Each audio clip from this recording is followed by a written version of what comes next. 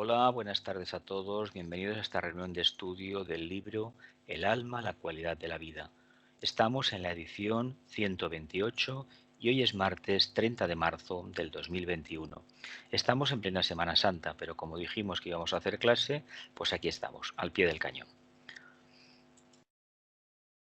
Para este estudiante, el simbolismo de este loto o este nenúfar de agua abierto, indica una analogía correcta con el vehículo causal, el cuerpo del alma o la propia alma.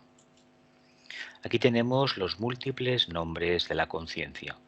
Son 42 en total. Si hay alguno que interese en especial, cuando llegue la diapositiva de preguntas, más o menos cada 10 o 12 diapositivas tenemos un espacio para preguntas, reflexiones, aportaciones, dudas, etc. En ese momento os lo miráis bien y en ese momento pues lo analizamos. Aquí finalizamos la sesión la semana pasada, la 127. Dice así. Segundo, el continuo esfuerzo por llegar a ser sensible al mundo de las realidades significativas y por lo tanto crear esas formas en el plano externo que serán la copia fiel de los impulsos ocultos. Esto se efectuará cultivando la imaginación creadora. Hasta ahora la humanidad sabe poco sobre esta facultad que está latente en todos los seres humanos. La imaginación creadora, cultivando la imaginación creadora. Partiendo de la capacidad imaginativa del vehículo emocional, en la medida en que se sostiene en el tiempo esta concentración en esa imagen, poco a poco se va creando un vínculo interior que la va precipitando. No es lo mismo imaginar per se que visualizar. Visualizar es una característica del vehículo mental. Pero cuando hablamos de imaginación creadora, y en esto el tibetano y Vicente muy especialmente, que es el encargado de trabajar este aspecto, recordemos lo que decía en los misterios del yoga y sobre todo en Introducción al Agni Yoga.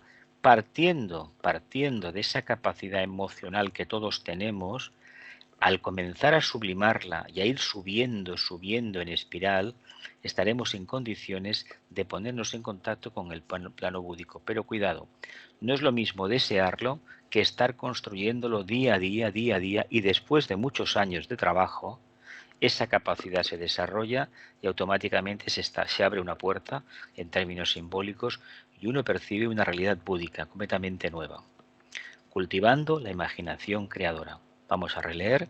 Segundo, el continuo esfuerzo por llegar a ser sensible a la significativa, el mundo de las causas, y por lo tanto crear formas mentales en el plano externo, es decir, precipitación de formas mentales en el plano externo, que serán organizaciones, organismos, actividades, que serán la copia fiel de los impulsos ocultos. Esto se efectúa cultivando la imaginación creadora. Hasta ahora la humanidad sabe poco sobre esta facultad que está latente en todos los hombres. En realidad, hasta que no actuemos verdaderamente como almas y la personalidad no esté integrada, no vamos a trabajar de una forma clara con la imaginación creadora. Pensemos que el señor lunar, a través del centro Agna, debe controlar las tres entidades de la personalidad, los tres vehículos. Deben obedecer a un único impulso. Cuando esto acontece, detrás está el alma. Por lo tanto, trabajaríamos con los chakras de la cabeza. Queda todavía probablemente un poco de tiempo de trabajo, tal vez alguna encarnación más, pero lo importante es que comencemos a hacerlo ya. Dice, un destello de luz irrumpe en la mente que aspira. Un sentimiento de esplendor develado penetra por un instante a través del tenso aspirante que espera la revelación. La súbita comprensión del color, la belleza, la sabiduría y una gloria indescriptible se abren ante la conciencia sintonizada del artista, en un elevado momento de dedicada atención, y por un segundo la vida se ve como es esencialmente. Eso es una forma muy hermosa de hablar de la intuición. A fin de cuentas, cuando hablamos de esta capacidad de imaginación creadora, estamos trabajando para que la intuición se revele, se manifieste de una manera directa, sin pasar por el filtro de la mente concreta, que ya sabemos que comenzará a analizar, comenzará a distorsionar y que además está basada en la aportación de información que facilitan los 5 sentidos y que la mente, el sexto sentido, tiene la potestad de interrelacionar, de cribar, de ponderar, de discriminar, de discernir, etcétera, etcétera. Pero todavía estamos lejos de esa intuición. Pero él lo describe este proceso de alumbramiento de la intuición como un destello de luz irrumpe en la mente que aspira. ¿No os parece que este lenguaje del tibetano, Vicente exactamente lo dice igual, con diferentes palabras? Dice, un sentimiento de esplendor develado penetra por un instante a través del tenso aspirante que espera la revelación. Hay que decir, por la parte que me concierne, que sí que hay insistencia, por lo menos la ha habido bastante en otros momentos, de tener una respuesta clara a todo aquello que se estaba haciendo. Y de vez en cuando esta respuesta he de decir humildemente que ha aparecido. Eso no quiere decir que lo esté haciendo bien, ¿eh? Eso quiere decir que de vez en cuando suena la flauta, pero después de mucha práctica. Dice, la súbita comprensión del color, la belleza, la sabiduría y una gloria indescriptible, es decir, una capacidad de percepción holística, de visión integral increíble, se abren ante la conciencia sintonizada del artista. Hablamos porque utiliza una metáfora muy hermosa para hablar de una revelación interna. Cuando se trata de un pintor, ve los elementos que tiene que conjugar para que aquello que está construyendo realmente sea maravilloso. Pero nosotros hemos de entender que esa revelación, cuando hablamos aquí de artista, es el estudiante, el discípulo, que es capaz de trabajar armoniosamente con estas herramientas y captar eso que ha visto y poco a poco ir trasladándolo al plano físico. Imaginemos por un momento en el que un iniciado percibe en la cuarta iniciación lo que es la gloria del Padre, lo que es el poder de la mónada, y entonces entiende por qué tiene que renunciar a todo lo que ha conocido, es decir, haber sido un ser humano, para poderse mantener en esa esfera de actividad. Dice, se abren ante la conciencia sintonizada del artista en un elevado momento de dedicada atención y por un segundo la vida se ve como esencialmente es, maravillosa. La vida es maravillosa, pero eso se ve. Él dice un segundo, yo diría un nanosegundo o una décima de segundo, pero en realidad uno lo percibe una vez seguramente en su vida y con eso ya tiene bastante. Esa ha sido la revelación que todos los discípulos avanzados han tenido y que los santos de las diferentes tradiciones herméticas o religiosas han percibido, y a través de esa percepción instantánea han construido todo un entramado de enseñanzas y de entrenamiento para llevar a los discípulos a la verdadera luz. Por un segundo la vida se ve como esencialmente es. Y curiosamente coincide con una cima de la montaña y estas antenas de transmisión de ondas hercianas, televisión, telefonía móvil, etcétera, etcétera. Dice, pero la visión desaparece, se desvanece el fervor y la belleza se disipa. El hombre ha quedado con un sentimiento de congoja, de pérdida, y sin embargo posee la certeza de un conocimiento y un deseo de expresar, como nunca ha experimentado antes, aquello con lo que ha entrado en contacto. Salvando la distancia, es como un primer contacto con el maestro. Uno se queda anonadado, traspuesto, descolocado de lo que ha visto. De lo que ha visto, y cuando empieza a analizarlo un poco dices, caramba, he estado con el maestro, pero mira qué idiota que soy. No me he dado cuenta, es decir, no he podido reaccionar. ¿Por qué? Porque la idea que tenemos del maestro no coincide con lo que nos va a venir. No coincide porque cada escritor, sobre todo en los primeros tiempos, los autores teosóficos, pues incidieron bastante algunos en el tema, sobre todo el señor Levitter, con el tema de que el maestro esto, el maestro lo otro.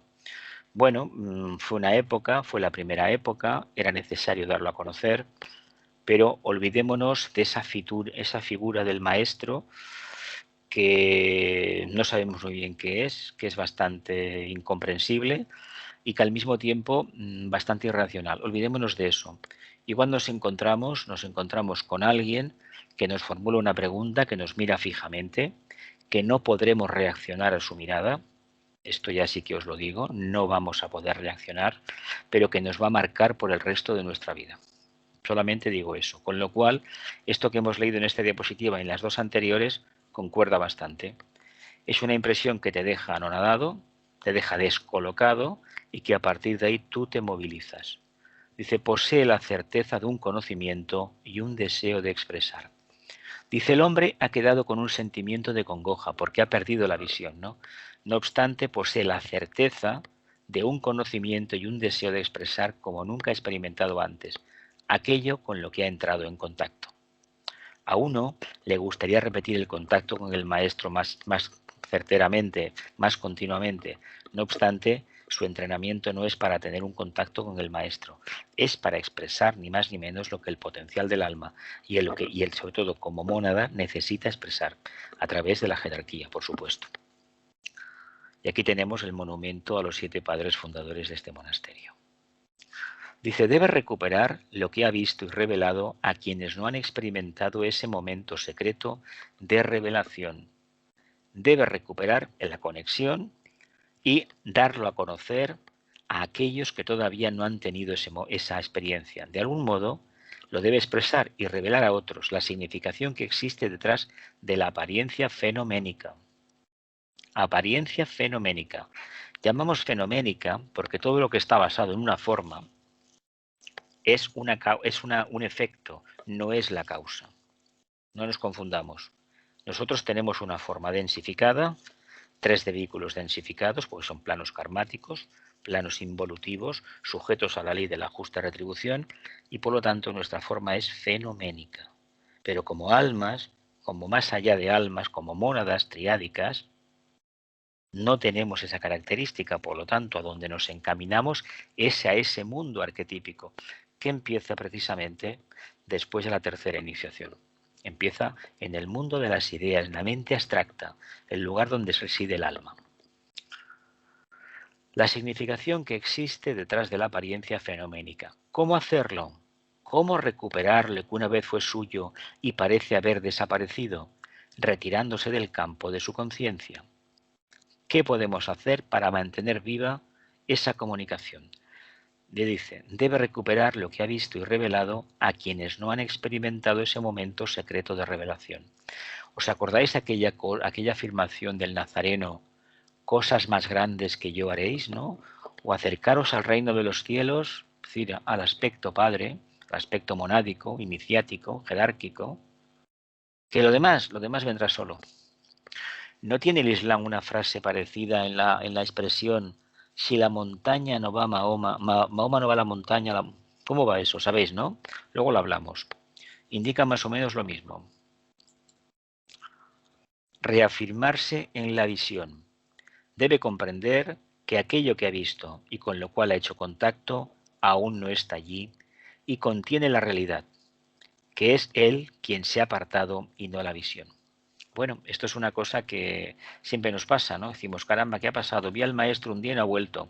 ¿Qué ha sucedido? Bueno, estamos en un camino de aprendizaje y lo que no debemos perder es el tiempo en contactar con el maestro, sino utilizar nuestro tiempo en perfeccionarnos de tal manera que si un día tiene a bien aparecer el maestro, bienvenido sea. Y si no viene, pues no pasa absolutamente nada. Lo importante es que reconozcamos que el único maestro al cual debemos verdadera obediencia en la primera etapa es a la propia conciencia, a la propia alma. Y que cuando esta conciencia se manifieste y este contacto con el alma exista, el maestro ocupará su lugar. Y nosotros nos daremos cuenta de esa revelación. El dolor que se sufre en los momentos intensos hay que pasarlo, vivirlo una y otra vez, hasta que el mecanismo de contacto se acostumbre a la vibración elevada y pueda no solo sentir y hacer contacto, sino retener y hacer contacto a voluntad con ese mundo oculto de belleza. El cultivo de este poder de penetrar, retener y transmitir depende de 3 cosas. A todos nos gustaría mantener el Antacarana, la vía de comunicación. Además, estamos en una torre de comunicaciones, en la cima de la montaña. Pues a todos nos gustaría ser una antena perfectamente orientada, capaz de percibir una señal y distribuirla, ¿no? Pero eso depende de varios factores y básicamente es del grado de integración de la personalidad y el grado de dedicación y capacidad de expresión de la realidad una, que en la primera etapa, nos interesa recordarlo siempre, es la propia alma. El dolor que se sufre en los momentos intensos hay que pasarlo, vivirlo una y otra vez. ¿Qué nos está dando la idea? Pues animándonos a que experimentemos. Empezamos la prueba, fracasamos, empezamos la prueba de nuevo, fracasamos hasta que un día, sin saber muy bien por qué, el día que nos parecía que no podía ser, pues ese día aconteció. Hemos vuelto a repetir la experiencia. Bueno, pues se trata de tener paciencia nada más, ¿no? Adelante con la experiencia. Vamos a ver qué tres cosas son. Una, la voluntad de soportar el dolor de la revelación. La voluntad de soportar el dolor de la revelación. Segunda, el poder de mantener un punto elevado de conciencia en el cual llega la revelación. El poder de mantener un punto elevado de conciencia en el cual llega la revelación. Voluntad de soportar el dolor de la revelación y el poder de mantener un punto elevado de conciencia en el cual llega la revelación. ¿Y por qué la voluntad de soportar el dolor de la revelación? ¿Qué viene en esa visión?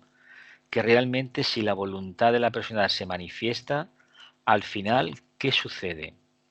Pues que esta revelación nos va a enseñar a despersonalizarnos a tal grado que no nos vamos a conocer ni nosotros mismos y que esto que casi todo el mundo firmaría, resulta luego que en el día a día es bastante complejo de explicar y aún más de vivenciar. Nos vamos a quedar, como están estas imágenes de las antenas, en la cima de una montaña, soportando todas las ventiscas, todos los meteoros habidos y por haber, los fenómenos meteorológicos, solos con la una, más solos que la una, y en contacto con ¿qué? Con nuestra propia esencia. ¿Estamos dispuestos a dar el paso? Todo el mundo dirá que sí. Y yo digo que nos lo miremos bien, ¿eh? Voluntad y poder. Y tercer punto, la centralización de la facultad imaginativa sobre la revelación o sobre todo lo que la conciencia cerebral puede traer a la zona iluminada del conocimiento externo. Dice, esto constituye la imaginación o la facultad de crear imágenes que vincula la mente con el cerebro y produce la exteriorización del esplendor velado. Facultad imaginativa sobre la revelación.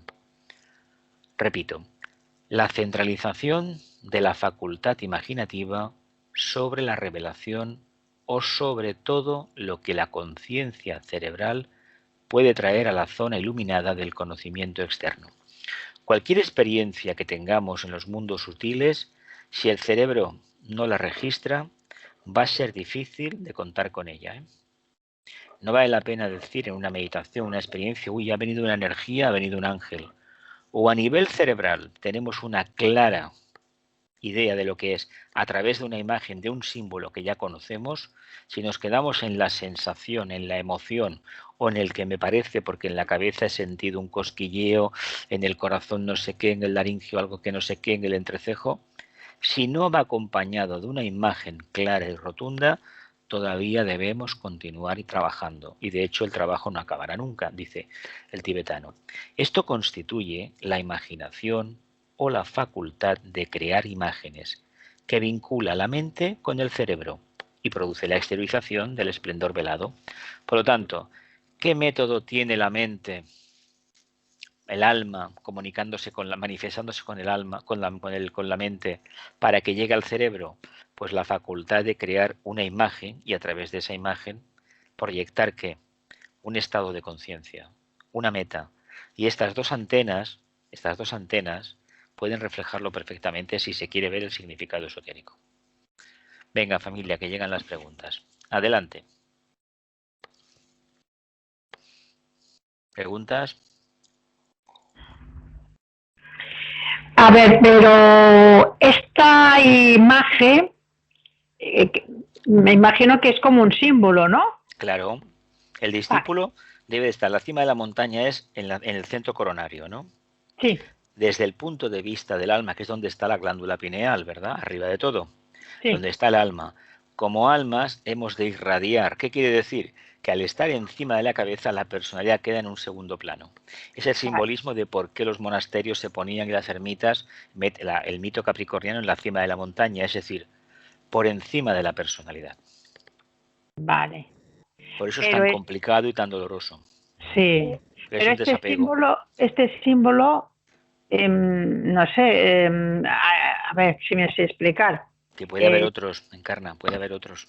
ah, Claro, puede haber otro. claro, mujer. Claro, claro. Es un- O sea que este símbolo, por decir de alguna manera, se tiene que esperar a que surja espontánea, a que surja de tu Cada interior. uno, cada uno Bueno, encarna, según su sí, bagaje cultural, sí. según su orientación, de dónde viene su procedencia esotérica, verá Ah, un símbolo u otro. Unos ah, verán, pero de todas formas la montaña ya te indica esotéricamente sí, hacia dónde nos encaminamos. Cuando, por ejemplo, yo aquí he puesto, en el tema de los rayos, ponía una fotografía del Monte Cervino, del Matterhorn, Montserván, en los Alpes suizos. ¿Por qué? Porque la meta de la iniciación es tan escarpada que se pone el simbolismo de una montaña, es decir, arriba. ah, ¿Por qué estar arriba? Porque las condiciones de vida, por ejemplo, en el Everest, tanto que se habla, sabéis que allá arriba hay poco oxígeno. Y cuando sí, se llega, hay que estar poco tiempo porque afecta bastante a la salud. De hecho, bien. al no haber mucho, además tiene muchísimos problemas que genera, ¿no? ¿Qué quiere decir eso? Que tú te apartas del mundo cómodo de la personalidad y entras en una esfera en la Claro, que no hay nada de eso, sino que es otro tipo de energía. ¿Qué sucede? Cuando uno contacta internamente con fuentes de energía superiores, ya sean del alma o de las ramas, hay sí, una repercusión directa en lo que son los vehículos de la personalidad. Por eso es tan difícil controlar esto. Porque esa claro. afluencia de energía, ¿qué te genera? Yo te voy a hablar por mi propia experiencia. Insomnio, para empezar. Fatiga instantánea. Y unas ganas de trabajar cuando menos te lo esperas que no lo puedes ni creer. Pues Claro. claro, ¿qué sucede? Hemos pasado este plenilunio de Aries, ¿no? Festival de Pascua de Resurrección. Días antes el aluvión era tremendo y llevamos 2 días de distribución y la verdad es que hay momentos que hay una presión tremenda, presión espiritual, no emocional, ¿eh? ¿Qué quiere Va, decir eso? Que es tanto lo que viene que uno no sabe qué tiene que hacer para encarrilar esa energía y que realmente formen parte del equipo de expresión de uno mismo. ¿Qué hace uno? Pues vivir las cosas cómodamente. ¿Qué quiere decir cómodamente? No prestar atención a lo que está pasando. Porque eso el primer día te llama la atención. Pero cuando te das cuenta que pasa siempre igual y que a los demás les sucede lo mismo, la norma del tibetano es ame más. Viva una vida de servicio. ¿Qué quiere sí, decir sí, amor? sí. Ame más? Ni Mm. más ni menos que nos olvidemos de lo que nos está pasando. Porque él sabe perfectamente que te están introduciendo en términos más asequibles, populares, un voltaje mucho mayor que el que tenías. ¿Y qué sucede? Pues que hay chispazos, claro que hay chispazos, normal, normal. Es, Piensa, es, es decir, que lo que uno tiene que tener presente es estar con la mayor tranquilidad posible y dejar que fluya todo esto que... exactamente, no ofrecer resistencia. Ay, vale, vale, vale. A ver, porque lo que hemos visto es que hay un estudiante que tiene la revelación. Y claro, lo que viene prácticamente desde el punto de vista de la personalidad le anula la personalidad. Pero lo que le están diciendo es que eso no importa. Lo Ah, importante es que tú te des cuenta que eres esto otro que has visto. Pero a ver cómo lo haces para que cada mes, cada son plenilunios, novilunios, sobre todo los grandes festivales, podamos contar contigo. Es decir, que seas esa antena que aspiras a ser, ¿no? Si nosotros te va. enviaremos información, a ver qué haces tú. Información quiere decir energía para que en este caso, para que tú la distribuyas a tu alrededor. Y cuando le dice a algunos estudiantes que amen más lo que les está diciendo, deja de mirarte en el espejo, deja de mirarte lo guapo que eres y de preguntarte los problemas que tienes y ponte a visualizar la Tierra hablando simbólicamente y amando a la humanidad en general. Y ya verás cómo esa energía que tanto te desborda tiene un cauce, es encauzada correctamente. Es una forma simbólica de explicarlo, ¿eh? Sí, a través del servicio. Claro, claro, Claro, porque lo que le está diciendo, a ver, tú claro. no querías poder, no querías tener el poder de sanación, Sí. caramba, que te estoy poniendo en bandeja de plata lo que has de hacer. Ah, es que no me lo han dicho, es que no te lo tengo que decir, porque si te lo tengo que decir no eres digno de estar aquí, hablando en plata. Sí, sí, sí, sí, sí, sí, sí, sí, sí. Por eso el estudiante, el futuro discípulo va aprendiendo a base de fracasos, ¿eh? Y fracasos que dices, pero seré idiota. Pues vale, soy idiota. Hasta que dices, pero bueno, ¿y por qué me pasa esto? Bueno, pues me pasa. Es como los trabajos de Hércules. El primer trabajo empieza el alma matando a la personalidad. Es decir, mira, vaya negocio. ¿Cómo me voy a comunicar si necesito una forma? Pues me la he cargado. Y Vale, es vale, precisamente por exceso de energía. No vale, podía soportar aquello, no lo podía de ninguna manera. No estaba el canal construido. Ese es el gran problema. Pero es muy divertido cuando se mira de otra forma. Dices, bueno, ¿y qué me puede pasar? No me va a pasar nada especial, solamente que mi vida no puede ser como la de los demás. Y además, que esa idea de que la vida de los demás es la correcta y yo soy el bicho raro, démosle la vuelta. No va por ahí el tema, ¿eh? No va por ahí. Venga, las demás, familia. Jesús, Dime, Encarni. ¿qué diferencia entre imaginar y visualizar? Mira, con visualizar, con tú imaginando lo que ves es una imagen, la copias de donde sea y automáticamente la repites. Pero si yo, por ejemplo, te pido que me visualices esa imagen de las antenas, seguramente que el primer día, que en la izquierda estaban donde estaban las grandes parabólicas y en la pequeña, en la de la derecha, había menos, tú seguramente lo harás al revés, ¿verdad? Y te confundirás en la posición. El día que lleguemos a visualizar correctamente lo que sea y tengamos esta conexión con el alma, eso lo acabaremos proyectando. Sale este ejemplo, pero podrían ser otras cosas también. Vale. Imaginar quieres decir traer a la mente algo que ya has visto antes, ¿no?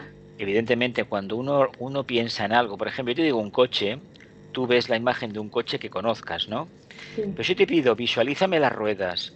Es decir, intenta construir el dibujo sin la referencia de las imágenes. Es decir, sé Vale. genuino. Cuesta muchísimo, ¿eh? Porque además, ejercicios que se pueden hacer, visualizar una fachada de un edificio y darte cuenta que las ventanas han cambiado de posición y los balcones también. ¿Pero cómo ha pasado esto? Bueno, es un ejercicio de concentración, de esforzarse, porque hay que visualizar muy bien para el trabajo esotérico, ¿eh? Si es que realmente estamos destinados a ello, ¿no? ¿Alguien más? ¿Milagros? ¿Gloria? Jesús, Dime, Rosa, dime. dos cosas.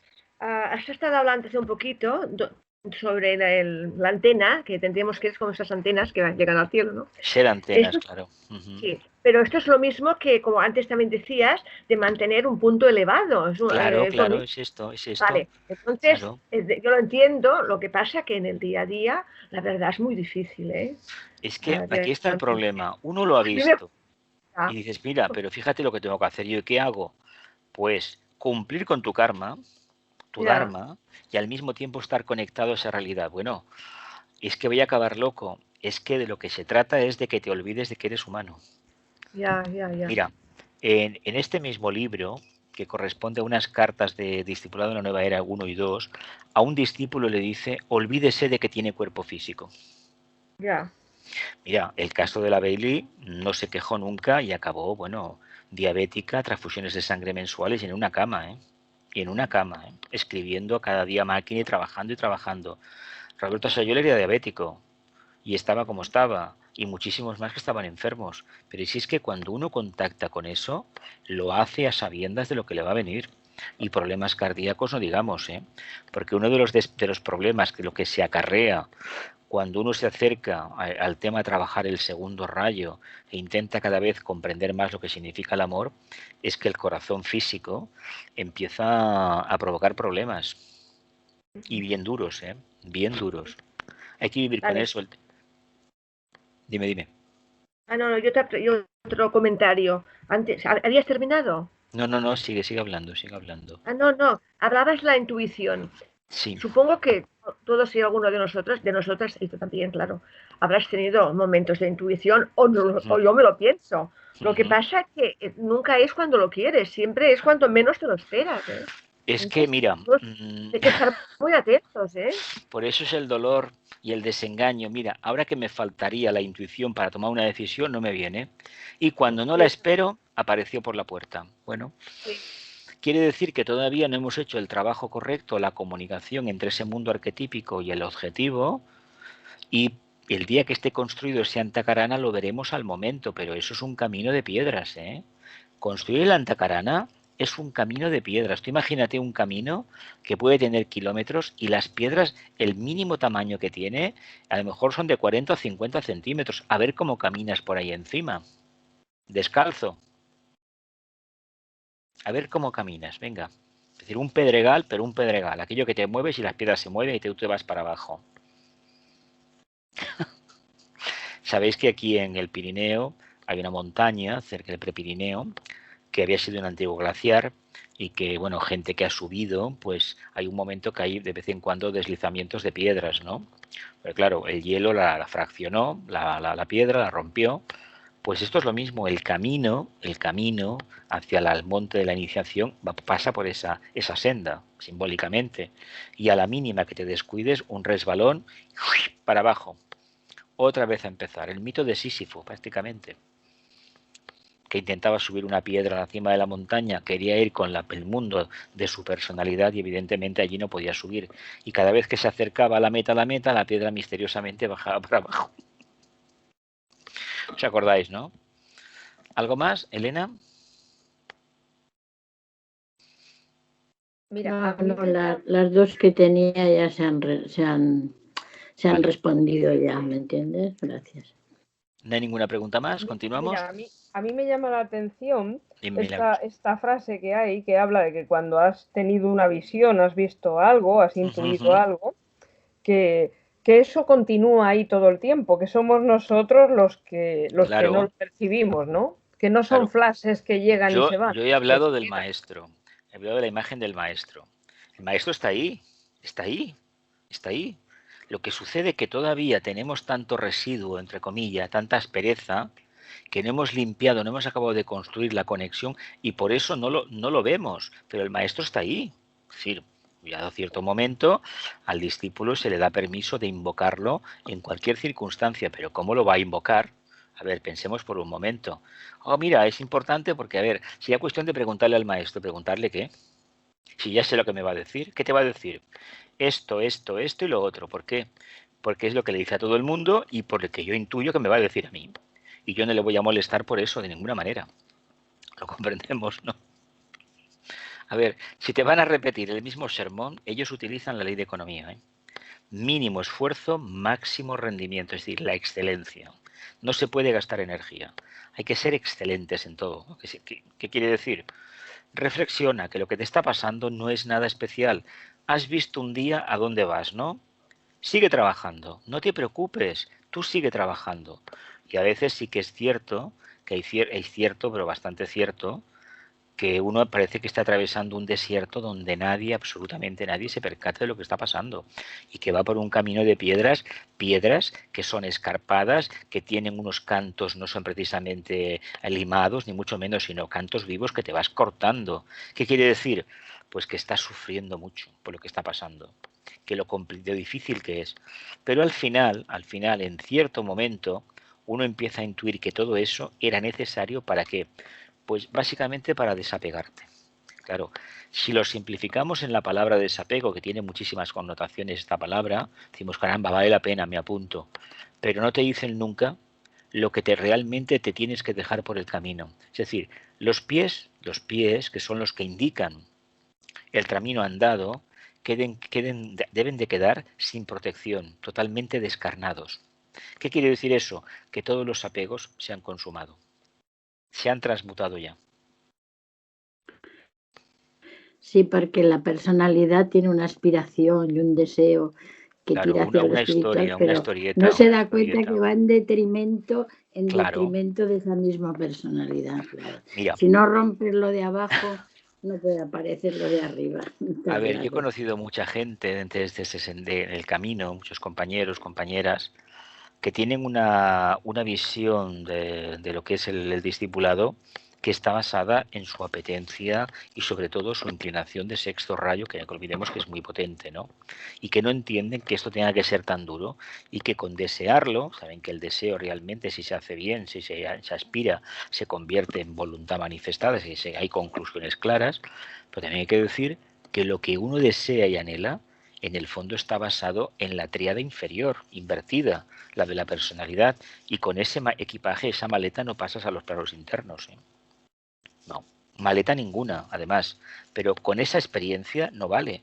Lo que vale es lo que has trabajado para lo que es el triángulo superior, ese que mira hacia arriba, la tríada espiritual, a lo que es totalmente abstracto, lo que es causal, lo que es arquetípico, que no tiene parangón desde el punto de vista de la mente concreta con lo que está materializado. No obstante, eso que es hacia arriba, todo ese mundo de las ideas, el mundo abstracto de los arquetipos, es lo que sustenta lo que está manifestándose detrás. Y el puente es uno mismo. Uno mismo. ¿Qué tiene que hacer uno mismo? Pues aguantar el chaparrón y fortalecerse mucho para que esa energía pueda pasar y no identificarnos con la parte que no nos gusta, que es todo eso que esa energía nos va a arrancar para que se pueda manifestar en estos planos de la personalidad. ¿Alguna preguntita más? ¿Continuamos? Venga, continuamos. Dice, si el artista creador medita sobre estos tres requisitos, duración, meditación e imaginación, desarrollará en sí mismo el poder de responder a esta regla para lograr el control por el alma y sabrá con el tiempo que el alma es el secreto de la persistencia, la reveladora de las recompensas de la contemplación y la creadora de todas las formas en el plano físico. A ver, yo recuerdo las cartas de estas cartas del tibetano a los discípulos, discipulado de la Nueva Era 1 y 2, pues que a muchos les decía confía en el alma. ¿Qué le estaba diciendo? Despersonalízate, olvídate de las cuestiones de la personalidad. Incluso a un discípulo le dijo lo siguiente, apártese de los tarados. Era un discípulo de sexto rayo, con un gran corazón, y estaba rodeado de gente pues que tenía un problema de discapacidad mental. Y el hombre pretendía pues ayudarles. Y lo que el maestro le va diciendo al final, clarísimamente, a ver, ya habrá otras personas más preparadas para tratar con ellos. Usted no, usted te va a aspirar a algo más. Pero claro, ¿cómo se da cuenta uno de esto? A base de trabajar y darse cuenta que no hay respuesta porque no la puede haber. Hay que comprender la ley de la evolución. Y si habéis leído la biografía de la Alice Bailey, cuando ella era misionera en la India, le intentaba explicar un misterio del cristianismo a un soldado y la monitora le dice, ¿pero usted se ha fijado en la cara que tiene? ¿Se ha fijado cómo tiene las cejas y el entrecejo? Y la monitora le dice a la Alice Bailey, antes de introducirse en el tema esotérico, deje que Dios se ocupe de él. Me parece que sobran las palabras, ¿no?, para explicarlo. A veces pretendemos salvar al mundo y salvar a la gente. Lo único que no queremos reconocer que tenemos un poquito de vanidad. Porque en el mundo esotérico se debe de dar una pequeña parte de la información, una pequeña pincelada, y el resto debe ser completado por el propio interesado. ¿Lo sabéis esto, no? ¿Bien? ¿Sí? Regla para lograr el control por el alma.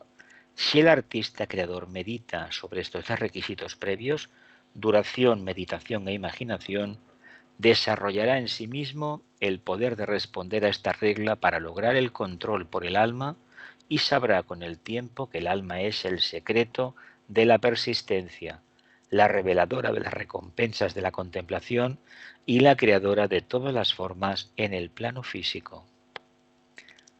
El alma, la reveladora de la recompensa de la contemplación y la creadora de todas las formas en el plano físico.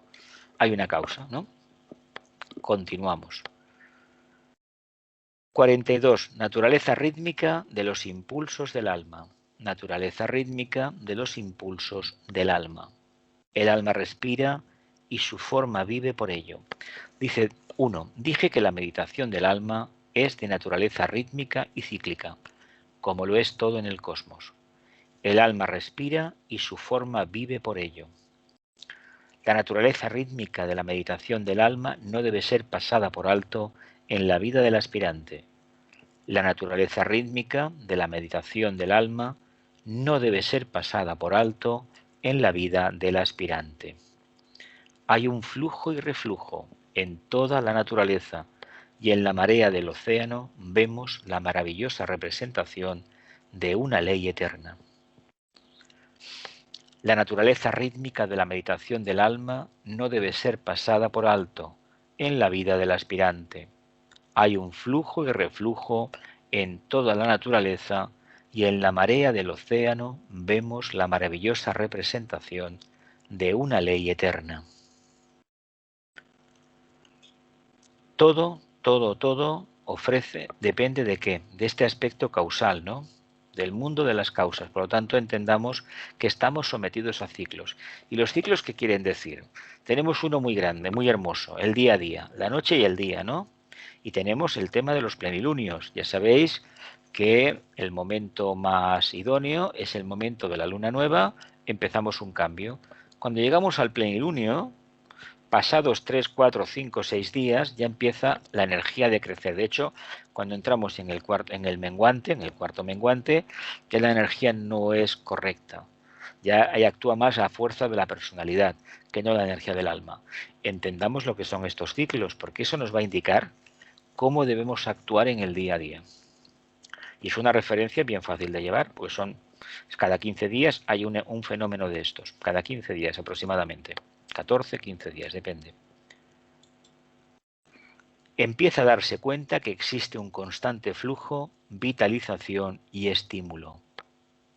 Existe un constante flujo, vitalización y estímulo. Dice, a medida que el aspirante se ajusta a las mareas de la vida del alma, el flujo y el reflujo, bueno, tenemos un ejemplo claro de la luna y las mareas, ¿no? Es como la luna arrastra el agua, ¿no?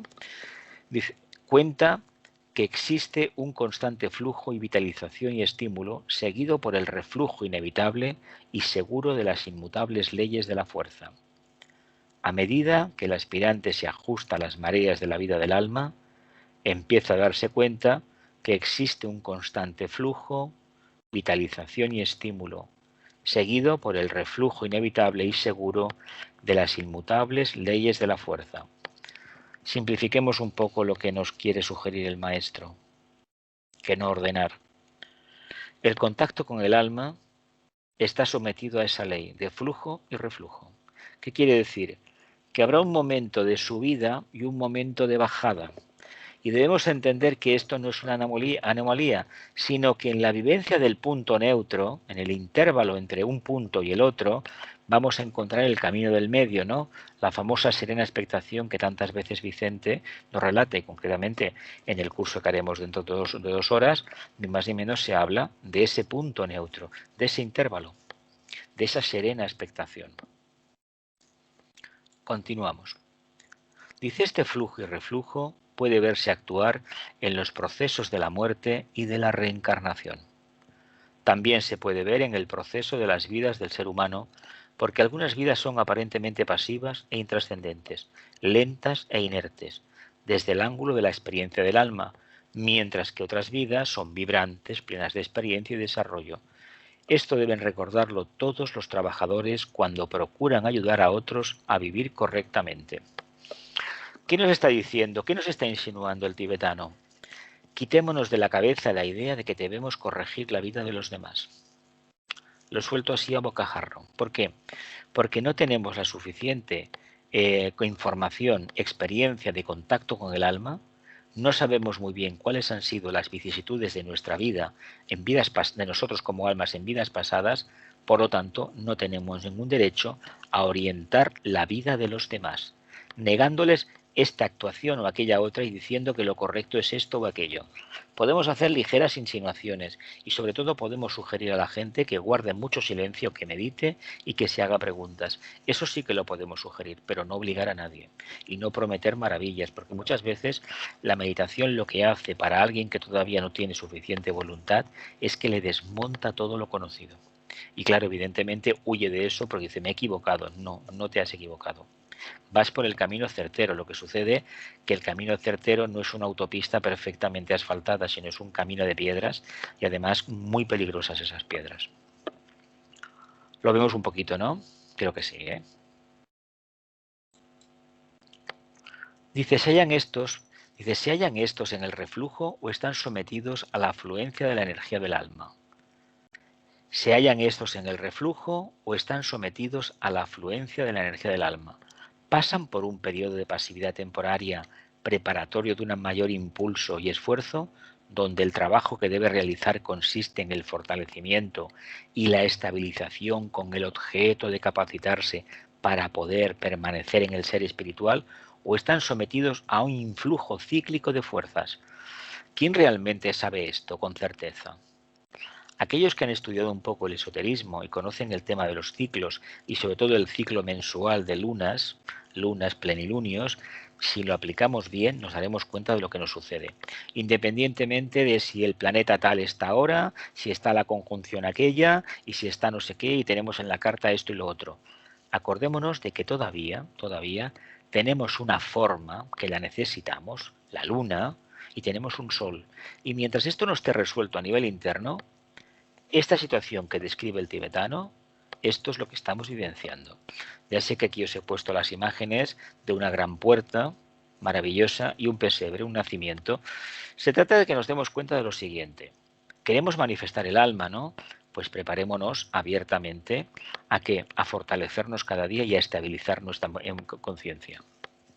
Que quiere decir ni más ni menos para este estudiante, que aceptemos lo que tenemos, que no nos pasa especialmente nada anómalo, sino que es necesaria esa situación para que nos demos cuenta del cambio que vamos a realizar. Quien estudia la humanidad puede también aplicar dichos pensamientos a los grandes ciclos raciales, y así descubrirá muchas cosas que son de gran interés. Estos impulsos cíclicos son también más frecuentes, rápidos y fuertes en la vida del discípulo que en la vida del hombre común. Algo muy importante para nosotros, los cuales alternan con penosa rapidez. La conocida experiencia del místico en la montaña y el valle es solo una forma de expresar este flujo y reflujo. Antes poníamos las antenas encima de la montaña. Cuando uno tiene la experiencia de la cima de la montaña, es la experiencia de la visión clara y nítida. Y no sabe uno por qué, incluso se culpabiliza que algo he hecho mal, he tenido un pensamiento negativo, intrascendente en este caso, y automáticamente no veo absolutamente nada. Ayer lo veía clarísimo, yo no sé qué me ha pasado hoy, que es que resulta que no entiendo nada. Pues esto forma parte del diario de vivir de un discípulo, de un aspirante, y si le prestamos atención, lo único que hacemos es que esa brecha es más grande. Y no, en el fondo, esta brecha, esta dualidad es un espejismo más. Conocida experiencia del místico en la montaña y en el valle, porque hay diferencia entre la montaña y el valle. Es solo una forma de expresar este flujo y reflujo. Subo y bajo, ¿no? Me contraigo, me expansiono, me contraigo, me expansiono, ¿verdad? ¿También? Vamos a continuar. Dualidad. Dice, a veces el discípulo camina en la luz del sol y otras en la oscuridad. Unas veces camina en la luz del alma y otras en el sentido común de la personalidad, en la razón de la personalidad. Unas veces conoce la alegría de la plena comunión y otras todo es oscuro y estéril.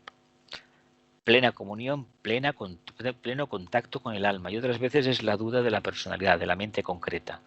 Otras veces su servicio es una experiencia satisfactoria y fructífera, y cree que realmente puede ayudar, pero en otros casos siente que no tiene nada que dar y que su servicio es infecundo y sin resultado.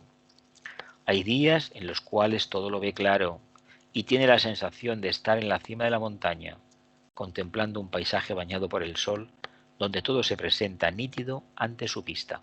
Doy fe que he tenido muchísimas experiencias de estas, de las que están en la montaña y de las que están en el valle o a lo mejor en la catacumba.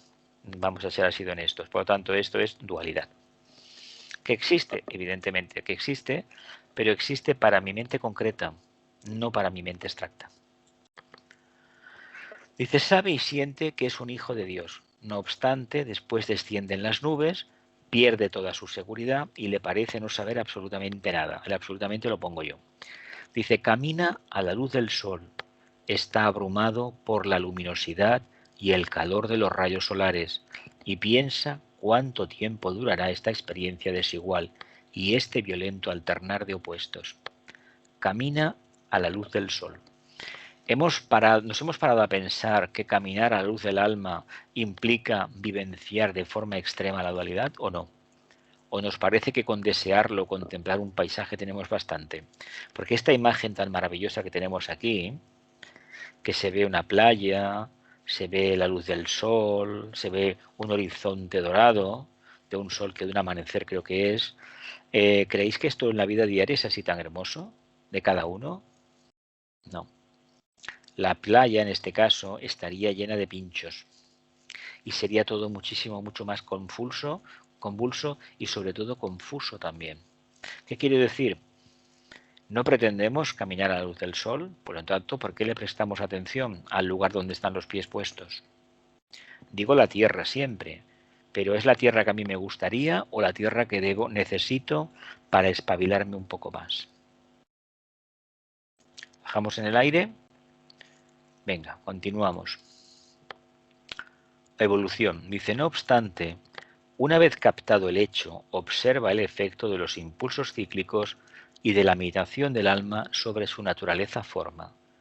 Se le aclara el significado, comprende que el aspecto forma falla en responder y su reacción a la energía es despareja.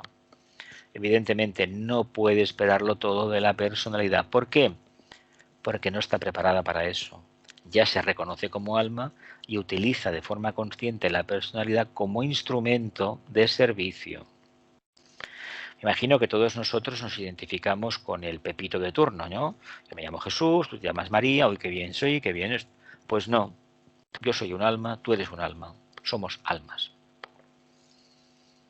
Todo esto es evolución. Las fluctuaciones de la vida forma ya no lo afectarán. Las fluctuaciones de la vida forma ya no lo afectarán. Miraos bien la fotografía, miraos bien cómo estos diferentes bloques dejan un espacio ¿para qué? Para que los rayos del sol penetren. Imaginemos por un momento que esto del suelo, donde está este en el paseo marítimo, en el fondo supone la personalidad. ¿Dónde está el problema con respecto al alma? No existe, porque el alma nos ilumina. Por cualquier resquicio entra la luz del alma. ¿Por qué perdemos la confianza? Porque estas nubes nos dan miedo. Pero esas nubes son nuestras historias personales. Por lo tanto, el contacto con el alma está. Basta que lo trabajemos ¿para qué? Para confirmarlo. Y dejemos las dudas en segundo término. Venga, vamos a paralizar ya. Dice entonces, aprende que cuando pueda vivir en la conciencia del alma y alcanzar a voluntad esa altitud elevada, si puede expresarse así, dice el tibetano, las fluctuaciones de la vida forma ya no lo afectarán. Dice, de este modo percibe el estrecho sendero del filo de la navaja que lo lleva desde el plano de la vida física al reino del alma. Y descubre, la cuerda floja le llamo yo a esto, dice, y descubre que cuando pueda hollar el sendero con firmeza, será conducido fuera del mutable mundo de los sentidos hacia la clara luz del día y al mundo de la realidad. En el fondo, este sol que nos habla de que al final esta construcción aquí de piedra y cemento, cerámica, ¿qué nos dice? Eso es una cosa que hemos construido nosotros, la personalidad, pero que se va a iluminar. Y el día que perdamos de vista ese miedo atroz que tenemos a los cambios y a la adaptación, nos daremos cuenta que todo es luz. Pues un iniciado cuando alcanza la cima de la montaña o vive la experiencia de la crucifixión, realmente comprende lo que significa esa luz y cada vez es mayor esa luz. Lo dejamos aquí, familia. ¿Tenéis una última pregunta? ¿Unas últimas preguntas antes de cambiar? ¿No? ¿Sí? ¿No decimos nada? Vale, yo sí, Jesús. Venga, además. Iba a comentar de que el flujo y reflujo llega a un momento de que puede desaparecer. Y en esta última diapositiva, ya da la respuesta. ¿No? Sí. ¿Alguien más? ¿Familia? ¿Elena? ¿Milagros? ¿No? Pues bien. Que la luz, el amor y el poder restablezcan el plan de Dios en la tierra. Que así sea y cumplamos con nuestra parte.